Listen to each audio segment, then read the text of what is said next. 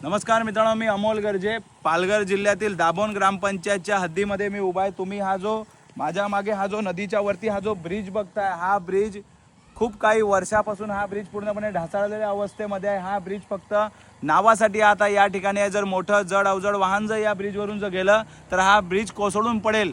मागच्या 3-4 महिन्याआधी सुद्धा मी या ठिकाणी एक व्हिडिओ बनवलेला, तो प्रचंड प्रमाणामध्ये सोशल मीडियावरती व्हायरल होता।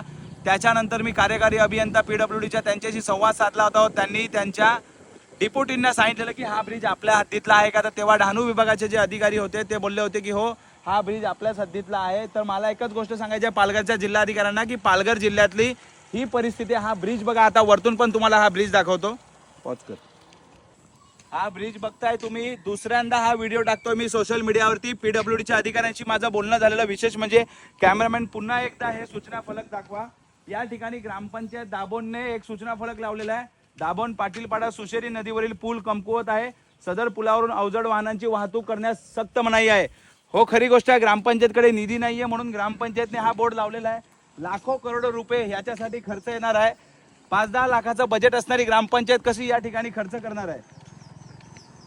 हे बघा, या ठिकाणी एखादा वाहन, या ठिकाणाहून शेकडो गाड्या या दिवसाला ये जा करत असतात, पण या ठिकाणी जर एखादा वाहन जर या ठिकाणी पूर्णपणे खड्डे झालेले आहेत, एखादं वाहन तिकडे पडू शकते, एखादं वाहन इकडे पडू शकते। ही या ब्रिजची परिस्थिती आहे। ही बघा, पालघरच्या जिल्हाधिकाऱ्यांना माझी विनंती आहे की मॅडम, पालघर जिल्ह्यामध्ये आपल्या जिल्हाधिकारी कार्यालयापासून किमान 50 किलोमीटर अंतरावरती हे गाव आहे, दाभोण गाव आहे। या ठिकाणी बघताय तुम्ही ही नदी आणि या नदीचं हे पात्र बघताय आजूबाजूचं। या ठिकाणी पूर्णपणे ह्या ब्रिजवरती खड्डे आहेत। PWDच्या अधिकाऱ्यांशी माझं काही दिवसाआधी बोलणं झालेलं, तर ते बोललेले आहे की बजेटला पाठवलेलं आहे। कधी हे बजेट पास होणार आहे, जिल्हा परिषद असो PWD असो, बजेट कधी पास होणार आहे। हा ब्रिज पडल्याच्या नंतर आज अक्षरशः एक 4 व्हीलर घेऊन जाणं पण या ठिकाणाहून खूप धोकादायक झालेलं आहे। बघताय तुम्ही की इथे कुठेच रोड सेफ्टी क्रॅश बॅरियर जे असतात ते बॅरियर पण नाही आहेत, आणि या ठिकाणी केलेलं हे जे बॅरियर बघताय तुम्ही लोखंडी, हे पण पडण्याच्या अवस्थेमध्ये आहे।